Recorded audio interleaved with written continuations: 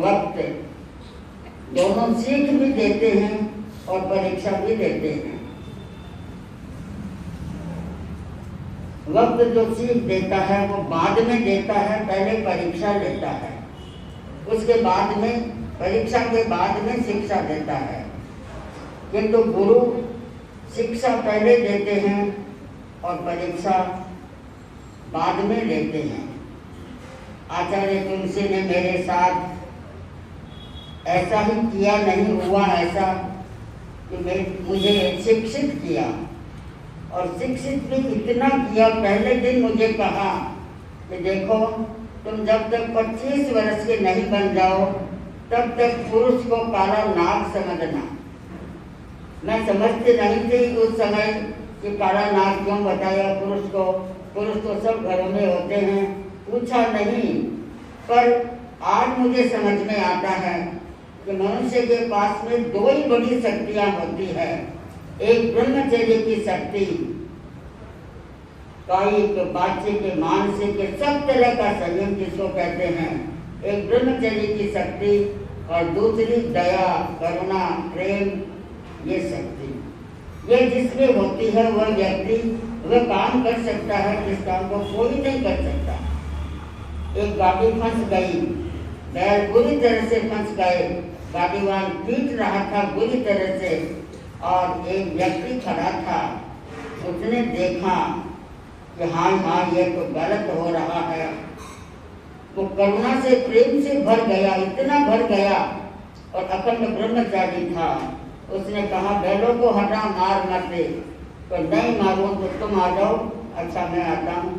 वो जुट गया बैलों की जगह और गाड़ी को, कीचड़ से फंसी हुई गाड़ी को निकाल दिया। उसके पास में क्या शक्ति थी?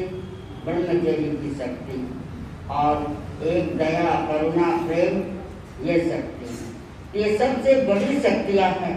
इन दोनों शक्तियों के द्वारा हम अपने आभा मंडल को ही पवित्र नहीं, आभा मंडल के भीतर जो भी चीजें हैं, चित्त है, मन है, आत्मा है, वहां तक अपनी पवित्रता को पहुंचा सकते हैं। मैंने जब दीक्षा ली तब एक चिंतन किया कि अब मुझे किस ढंग से आगे का कार्यक्रम बनाना है। सूची कैसे बनाऊं? प्रवृत्तियों की सूची बनाऊं या निवृत्ति की सूची बनाऊं? तो भीतर से उत्तर आया कि अगर प्रवृत्तियों की सूची बनाई तो यह करना है, यह करना है, यह करना है, लिस्ट लंबी हो जाएगी। तो उस लंबी लिस्ट में कोई चीज नहीं हुई तो निराशा हो जाएगी। तो वो सूची नहीं बनाकर निवृत्ति प्रधान सूची बनानी चाहिए। नहीं करना है तो नहीं करने के काम हमेशा कम होते हैं। 2, 4, 5 में सारे काम सिमट जाते हैं। तो मैं सबसे पहले निवृत्ति में, क्योंकि जैन धर्म जो है निवृत्ति प्रधान है, हम जितनी प्रवृत्तियां बढ़ा रहे हैं उल्टे चल रहे हैं। आदमी गति से प्रगति नहीं करता है। दिशा अगर सही है तो प्रगति हो जाएगी, दिशा ही गलत है तो प्रगति कर लो, 50 को चले जाओ, एक दिन में 50 कमल मुनि की तरह 50 माइल चले जाओ, क्या होगा? दिशा सही है इसलिए मंजिल आते हैं। तो मैंने अपने लिए कुछ सूत्र बनाए। सबसे पहला सूत्र कि आदमी असफल क्यों होता है? पुरुषार्थहीनता से। पुरुषार्थ नहीं करता, जीवन में समय खोता है, इसलिए वो असफल होता है। मैंने पुरुषार्थ के दिए को कभी बुझने नहीं दिया। आज भी आप देख रहे हैं मैं छोटे मोटे काम करती रहती हूँ। दिन भर शायद 10 बार, 15 बार, 20 बार तो उठने का काम कम से कम पड़ जाता है, और उसमें भी खुशी से कि कोई करने वाला नहीं है, पास में नहीं है, इसलिए उठना पड़ रहा है, ये नहीं। तो पुरुषार्थहीनता को कभी प्रश्रय नहीं दिया। पराक्रम जो है वो व्यक्ति को सब कुछ प्राप्त करने की शक्ति प्रदान करता है।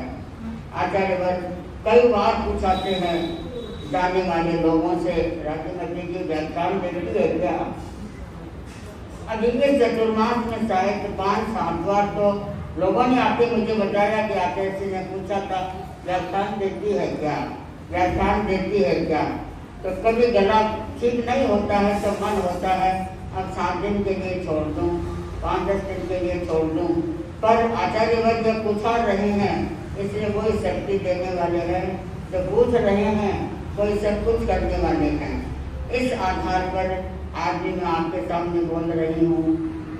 इस उम्र में अपने संघ में शायद रोज व्याख्यान देने वाली कोई साथी हो, मुझे ध्यान में नहीं अभी तक, हो सकता है पर मेरे ध्यान में नहीं है इस उम्र में भी कोई देने वाली हो।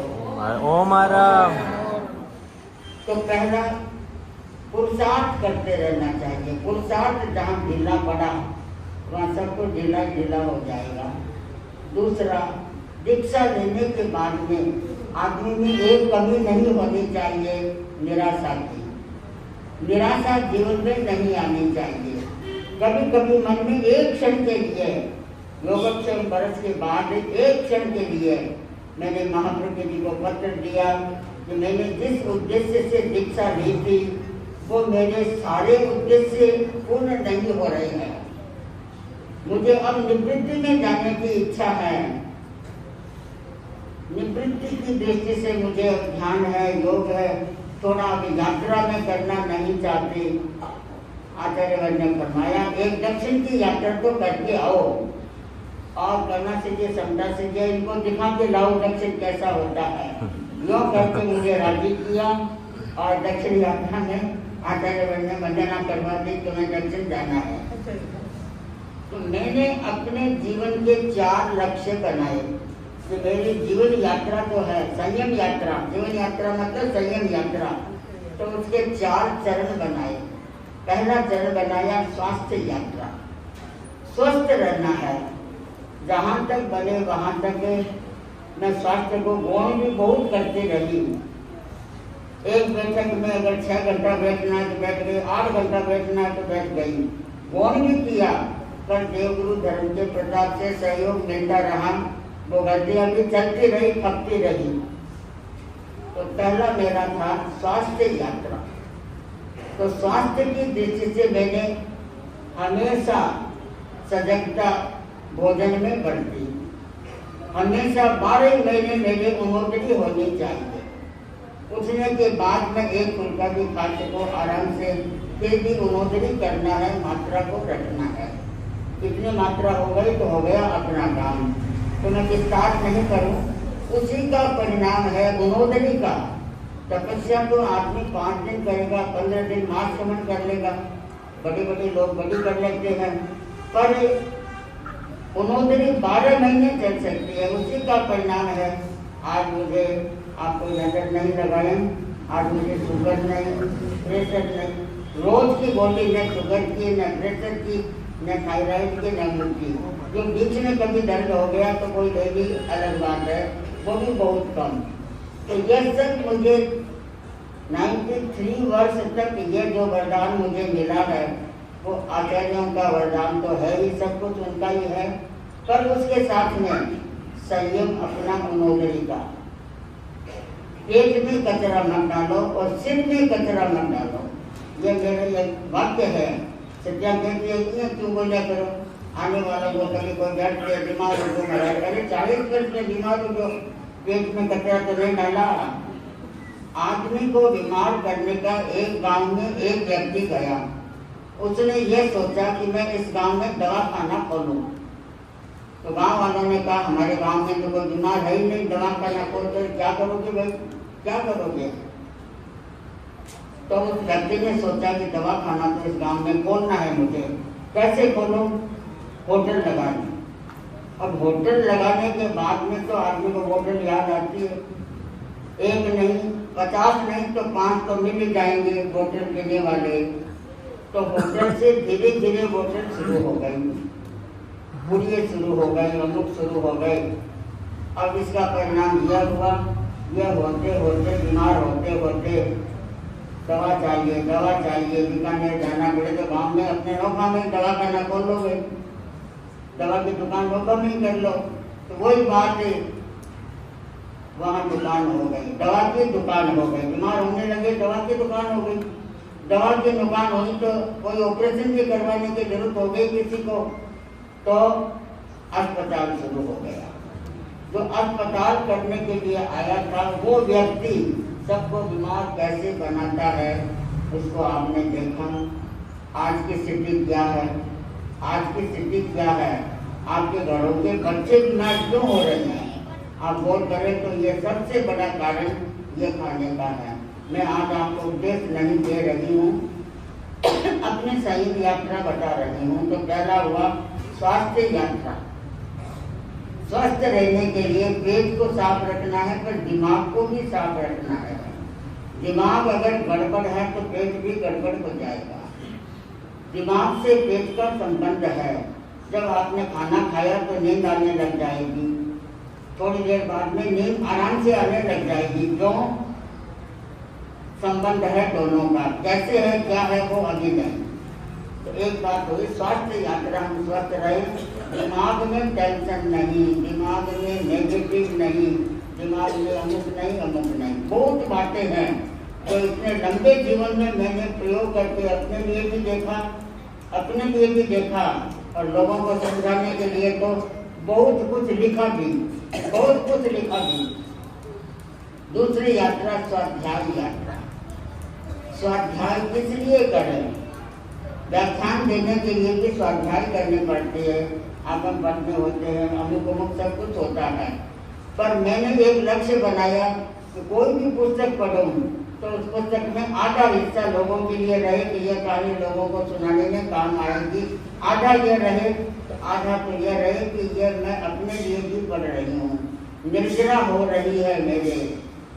एक विद्यार्थी था, उससे पूछा कि तुम्हें क्या चाहिए? उसने कहा कि मुझे पुस्तक चाहिए और एकांत चाहिए। पढ़ने के लिए एकांत चाहिए और पुस्तक चाहिए। एक दूसरा कोई व्यक्ति बैठा था, भिखारी समझ लो, क्या चाहिए? रोटी चाहिए। तीसरा कोई बैठा था, कंजूस कृपण, उससे पूछा तुम्हें पैसा पैसा पैसा। उसने 3 बार पैसे की माला फेंक दी। उसके बाद में एक सन्यासी बैठा था, उससे पूछा तुम्हें क्या चाहिए भाई?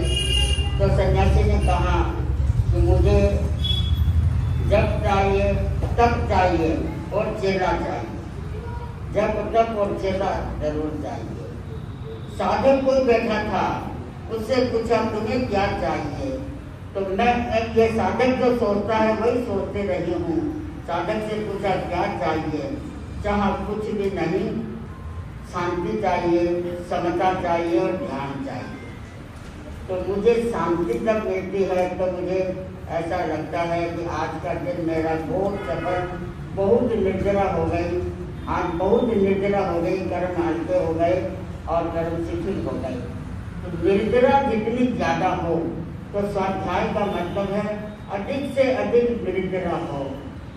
आगम में इतने अनमोल वाक्य है, एक एक वाक्य को अगर हम याद करें, गंगा उद्यम आ जाए नाव करके गया, उपकर्ण खयत छाये इमन देहन समुद्रे। इस शरीर को हमने क्यों धारण किया है? पूर्व कर्मों को नाश करने के लिए, मौज मजा करने के लिए नहीं। जो कोई कार्यक्रम देखते हैं, विवाह शादी, घूमना फिरना, नौका विहार, अमुक अमुक है, तो उसमें मजा लेते हैं। तो मुझे लगता है कि सजा उठा रहे हैं, सजा में जा रहे हैं। और अगर आप कोई धार्मिक कार्यक्रम है और सांसारिक कार्यक्रम भी है, उसमें आप अगर क्षमता से बैठे हैं, ज़्यादा डूब करके आसक्ति में नहीं जा रही हैं, तो आप अपनी सजा को काट रही हैं और उसका मजा ले रही हैं, आनंद ले रही हैं। वो आपकी सजा बढ़ती चली जाएगी। दूसरा हुआ स्वाध्याय यात्रा। तो जीवन में क्या चाहिए? शांति चाहिए। दुनिया में पैसा और पत्नी कहते हैं कि दो का मूल्य ज़्यादा है। गृहस्थी के लिए पैसा और पत्नी दो का मूल्य ज़्यादा है, किंतु मुझे लगता है शांति का उससे भी ज़्यादा मूल्य है। अगर शांति जीवन में नहीं होगी तो पैसा भी खाने लग जाएगा, पैसे का भी आनंद नहीं आएगा। तो आप लोग सब ध्यान रखें कि जीवन में आप साधक की यात्रा, श्रावक की यात्रा, साधु की यात्रा जो है वो ध्यान के लिए, शांति के लिए, समाधि के लिए। और ज्ञान को तो हमें जीवन का एक पाठ बनाना चाहिए, एक जीवन का अध्याय बनाना चाहिए। और कहा भी आजकल तो ये प्रचलित हो गया। मेडिटेशन लीजिए, मेडिसिन, दवा क्या है? ध्यान। ध्यान करोगे तो आपके शरीर के विकार निकलेंगे, विकार निकलेंगे तो आपके भाव शुद्ध होंगे, भाव शुद्ध होंगे तो आभामंडल शुद्ध होगा, आभामंडल शुद्ध हो गया तो आपके आस पास वाले सब आपसे प्रेम करने लग जाएंगे। आप जानते हैं कि स्वभाव जिसका बिगड़ गया उसके पास कोई नहीं आएगा, एक दिन आएगा, दूसरे दिन मुश्किल से आएगा। और स्वभाव जिसका सुधर गया उसके लिए सब अपने हो जाएंगे, अपने आप तक निकट आएंगे। तो दो यात्रा, तीसरी यात्रा है परोपकार यात्रा। परोपकार करते समय अहम आ सकता है, प्रमाद आ सकता है, मैंने कितने दोष आ सकते हैं। मैं आपको एक बात सुनाऊं, जब हम बिहार की यात्रा में थे उस समय साथी श्री हमारे कानपुर जी महाराज जी, उनको मीटिंग चाहिए, गोष्ठी कौन करो, हर 5-10-15 दिन होते, यहाँ भी लगभग 10-5 दिन से आकर गोष्ठी कौन करो, गोष्ठी कौन करो। उनको चाहिए कि एक दूसरे को शिक्षा दें और एक दूसरे को तैयार करें। तो हमने उस यात्रा में एक अपना प्रण बना रखा था। तो करना जी ने कहा कि महाराज आज की गोष्ठी चलना, आज दोबारा हमको बदल दी, देखना मुझे याद रखो। तो हमने एक गोष्ठी की, मुझे लगता है कि उस समय की उस गोष्ठी का आज मुझे आनंद आ रहा है कि अगर ये नियम उस समय नहीं दिए होते तो आज की कई प्रवृत्तियों में मैं भी उलझ जाती और सिवाना गुरु भी उलझ जाता। तो हमने उसमें क्या सोचा, एक दिन रात के समय साथी श्री जी, करुणा श्री जी एवं समता श्री जी, कानपुनिया से जिन्हें नींद आ गई, जल्दी सो गया। तो कुछ अमूल्य बातें हमने चर्चा की। वर्तमान युग की हवा से दूर रहना है। हम लोगों को यात्रा में घूम रहे हैं और वर्तमान युग में जो हवाएं चल रही है उन गर्म ठंडी दोनों हवाओं से हमें दूर रहना है। कार्यक्रमों की दौड़ और होड़ में मत जाना, नहीं जाना है। कार्यक्रमों की दौड़ में नहीं जाना है। तो वहाँ इतने कार्यक्रम हो रहे हैं, 10 हो गए, 15 हो गए, हमारे 4-5 के एक दिन का बड़ा कार्यक्रम अमुक है। तो कार्यक्रमों की दौड़ और होड़ में नहीं जाना है। कार्यक्रम अच्छा नहीं होने पर असंतोष प्रकट नहीं करना है। किसी कार्यकर्ता को कार्यक्रम तो कर लिया पर हुआ नहीं, ऐसा हुआ वैसा हुआ, बिल्कुल नहीं। विशेष प्रसंग के सिवाय अपने हाथ से न्यूज बनाकर नहीं देना है।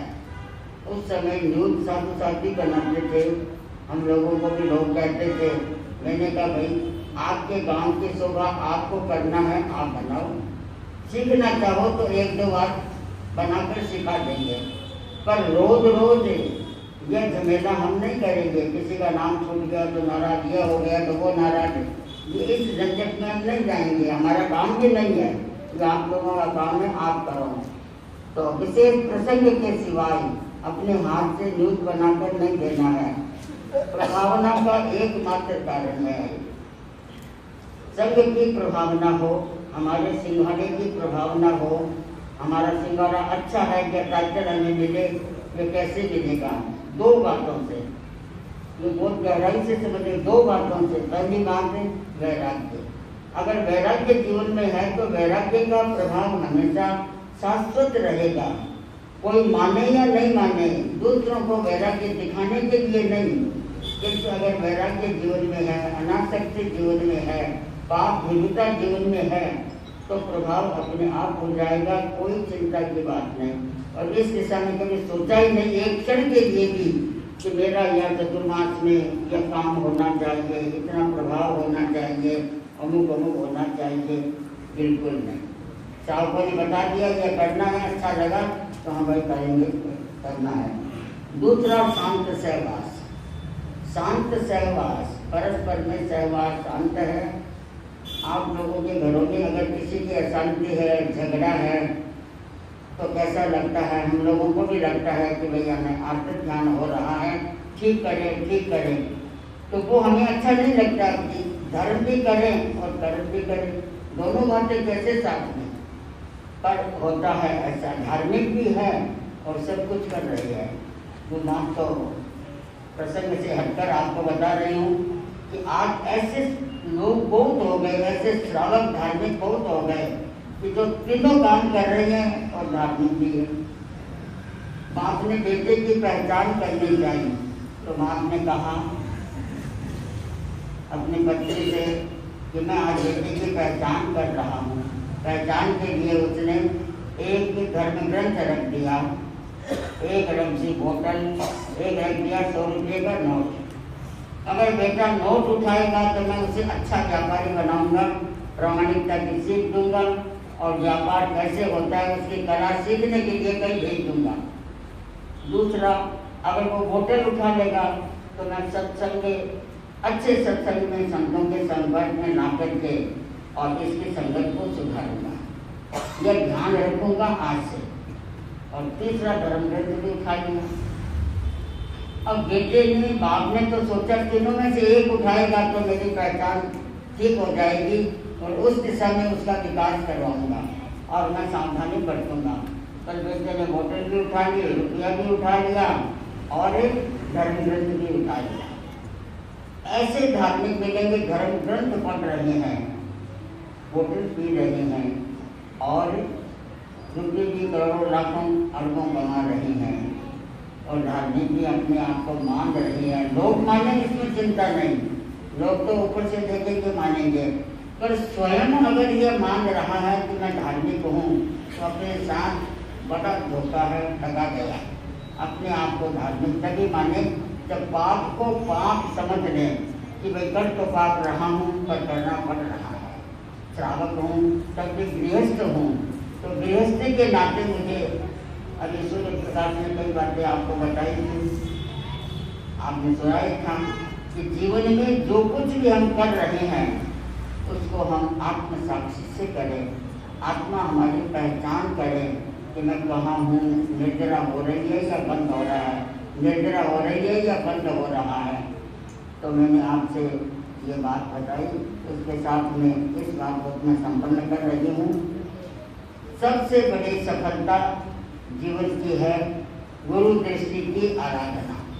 जो साधु तेरा पंथ का गुरु दृष्टि की आराधना करता है, अपनी ओर से शांत सहवास और वैराग्य और गुरु दृष्टि की आराधना करता है, वो साधु अपने आप में सफल होता है, निश्चिंत होता है, उसे यह चिंता नहीं रहती। अगर आचार्य ने कुछ कह भी दिया तो उसे आनंद होता है कि आज मुझे ऐसा मौका मिला है जिस अवसर का मैं लाभ उठाऊं। सावधानी तो बरतूं ही, इसके साथ साथ में मुझे आज निर्जरा का मौका मिला है और इसको मैं पॉजिटिव रूप में लूँ। लगभग मैं देखती हूँ बहुत सारे श्रावकों में अगर ओलंबा मिल गया तो ये कहने वाले श्रावक चले गए। बहुत कम श्रावक ऐसे हो गए जो ओलंबा मिल गया तो आना जाना छोड़ देंगे, विशेष सेवा करना छोड़ देंगे, उदास हो जाएंगे। ये नहीं, गुरु दृष्टि अगर आपको ऐसे मिल गई तो उसे वरदान माने, वरदान समझ करके। तो मैं अपनी बात अगर और लंबी करूं तो मैंने कहा था कि 10:30 बजे तक लगभग कार्यक्रम, मतलब मैं अपना लगभग 10:30 बजे तक संपन्न कर दूँ। फिर भी मैं चाहूँगी कि जो बातें आप और विशेष ध्यान दें।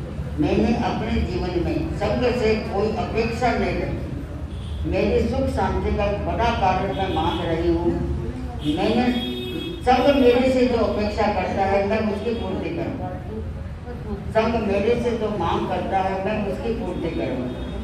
आज बहुत लोग ऐसे मिलते हैं कि जो संग ने हमें यह नहीं दिया, ये नहीं दिया, उसको यह दे दिया, उसको यह वरदान दे दिया, उसको पद दे दिया, पोस्ट दे दिया। गलत है। जो संग से कोई अपेक्षा नहीं करता और संग उससे जो अपेक्षा करता है उसे ईमानदारी से पूरी करे। मुझे इस बात की बड़ी प्रसन्नता है। आचार्य महापुरुष जी, आचार्य महाश्रमण जी और तीनों को मैं एक रूप में मानती हूँ कि आचार्य तुलसी ने मुझे शिक्षा और मेरी परीक्षा दी थी। परीक्षा भी कड़ी दी। आज मुझे आनंद आता है कि उस कड़ी परीक्षा में मैं उत्तीर्ण हुई और आचार्यवर को ये कहना हुआ आचार्यवर का कि भाई तुमने जो किया वो बहुत ठीक था, सही था, सही था। तो मुझे लगा कि मेरी परीक्षा, असली परीक्षा यह है। बंधुओं, मैं आपसे विशेष रूप से कहना चाहूँगी कि धर्म हमारा कल्याण मित्र है, धर्म हमारा मित्र है। इस मित्र को अगर हमने आराध लिया, साध लिया और अपने साथ में रख लिया तो फिर कल्याण ही कल्याण है। आज के दिन मुझे कृतज्ञता ज्ञापन का दिन था आज मेरे लिए। मैंने सोचा भी था और आचार्यगण को एक पत्र मैंने निवेदन किया है जिसमें 4 पृष्ठों का बड़ा पत्र है। आचार्यगण ने उसका अक्षर से साहित्य पढ़ा भी होगा, तो उसमें सबके प्रति कृतज्ञता है और उस कृतज्ञता के साथ में अपने प्रति भी कृतज्ञता है कि मैंने नेगेटिव को पॉजिटिव बनाना सीखा, इसलिए आज मैं सब तरह से हल्की हूँ। मुझे कोई बात ऐसे नहीं लगी, रात को मैं सोचती रही कि किसी का कोई प्रायश्चित, छोटी मोटी भूलें होगी वो अलग है, कोई इलाज करवाया उसमें कोई दोष रहेगा उसका प्रायश्चित किया वो अलग है, लेकिन मन में कोई ऐसी कोई गांठ हो, पाप हो, कोई शिकायत हो, कोई किसी से कुछ औरबा हो, वो कोई भारीपन नहीं। मैं समझती हूँ यह भारीपन जो नहीं है यह मुक्ति का एक आनंद है, मुक्ति का एक तरह का स्वाद है कि मुक्ति क्या होती है, निर्भर होना, निर्भर होना, शांत होना। तो आज के दिन मैं कृतज्ञता ज्ञापन सबके प्रति करूँ उतना तो संभव नहीं है, लेकिन आंतरिक परिवार के लिए इतना सा जरूर कर रही हूँ कि मेरे माता जी पिताजी दोनों इतने पवित्र थे। उस समय में वो सात्विक भोजन करते थे, उस समय में सात्विक भोजन करते थे जिस समय घी का, और का, अमुक का, रागों का बना कितना प्रचलन था, एकदम सात्विक भोजन। तो मुझे जिस माता पिता का जो ओज आहार मिला वो वास्तव में सही था। उस ओज आहार के चलते ही आज तक मैं निरामय निरोग रह सकी और उस ओज आहार के चलते ही मैं मन की दृष्टि से भी उतनी पवित्र रह सकी। मैंने सतियों से कई बार कहा, मुझे लगता है कि मेरे परिवार के सब सदस्य, मेरे भाई बहन, संसार बच्चे सब चले गए, एक राष्ट्र में मैं हूँ। तो मेरे पिताजी की उम्र थी 94 साल की, तो मैं सतियों से कहती भाई बाकी उम्र कोई शायद मन आ सके, शायद मन आ सके। तो मैं लगभग कहा करती थी, 2 दिन पहले भी कहा था इनसे श्रद्धा से, जैसे कि वे जेल में तो आ गए, हो सकता है आचार्य में भी लिखा है प्रारंभ में या संयम यात्रा प्रारंभ चले, तो प्रारंभ तो जितनी रहेंगे तभी देवलोक में जाने के बाद तो प्रारंभ चलेगी नहीं। तो आज के दिन मैं ये चाहूँगी कि हमारा समाज ये 4 प्रकार की यात्रा मिली। चौथी यात्रा आप समझ गए, ध्यान यात्रा। पहली यात्रा स्वास्थ्य यात्रा, दूसरी स्वाध्याय यात्रा, आत्म का अध्ययन, तीसरी यात्रा क्या हुई, परोपकार यात्रा। परोपकार के जो दोष आते हैं, अहंकार सबसे पहले आता है, मैंने इतना यह कर दिया, वो नहीं आए, किसी तरह से वो नहीं आए। और चौथी यात्रा ध्यान यात्रा, ध्यान दीक्षा। श्री आदि चतुर्मास में आचार्य महाप्रज्ञ जी ने मैंने निवेदन किया कि गुरुदेव ये दीक्षा तो अब अपने जैसे जीवन का एक रूप बन गई, एकात्मक हो गई, दीक्षा और मैं एक में हो गए। अब कोई नई दीक्षा और दे रहा हूँ, 10-10 साल से एक नई दीक्षा दे रहा हूँ ताकि वो साधना करें। तो आचार्य जी ने मेरा दीक्षा दिवस था, उस दिन श्रीयारी के उस सूर्य के सामने आप विराज रहे थे, तो आओ इन्हें आओ, आज तुम्हें एक नई दीक्षा दे। नई दीक्षा आचार्य ने फरमाया, नई दीक्षा है ध्यान दीक्षा। तो ध्यान दीक्षा के 3 चरण फरमाए, 1 घंटे का ध्यान, 3 घंटे का ध्यान और जितना हो सके उतना ध्यान, तो 6 घंटा समझ लो कुछ है। तो ध्यान दीक्षा लेने के बाद में, इसके बाद में फिर आप सोचा कर रखें, लिखा कर रखें कि 10 वर्ष के बाद फिर कौन सी दीक्षा एक और, तो वो आगे सोचेंगे, आगे चलो। तो मेरे कहने का मतलब मैं अपने प्रति आनंद की अनुभूति कर रही हूँ। मैंने जिन जिन को याद किया है उन सब का उल्लेख किया है आचार्यों के प्रति, सात्विक प्रमुखाओं के प्रति, सात्विक प्रमुखाओं के प्रति, और इसके साथ मातोश्री बदना जी के प्रति, उन श्रावक श्राविकाओं के प्रति भी किया है मैंने, क्योंकि मेरे निर्माण में अनेक हाथ लगे हैं, मेरे निर्माण में अनेक व्यक्तियों का सहयोग रहा है। तो कुछ जो बाकी है कृतज्ञता ज्ञापन में वो बातें मैं आगे बताऊंगी। आज महिला मंडल की, राष्ट्रीय महिला मंडल की अध्यक्षा और ये बहने की आज आई हुई है, सूर्य प्रकाश भी पहुँचा, रंजीत जी आ गया, और भी कई लोग आए हैं। तो ऐसे लोग समाज में तैयार हो, अधिक से अधिक ये हमारी फसल लहराती रहे, और आचार्य महापुरुष जी का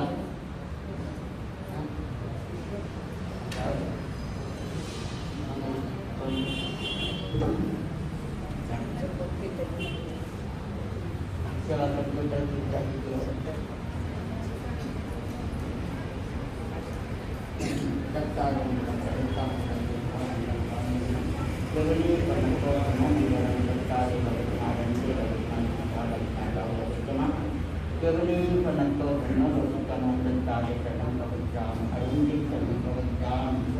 सिद्धे शरणं भवज्जामि, साधु शरणं भवज्जामि, केवली पन्नतं ब्रह्मं शरणं भवज्जामि, विघ्नहरणं मंगलकरं शांति सुखोनां गुणवलक्ष्मी।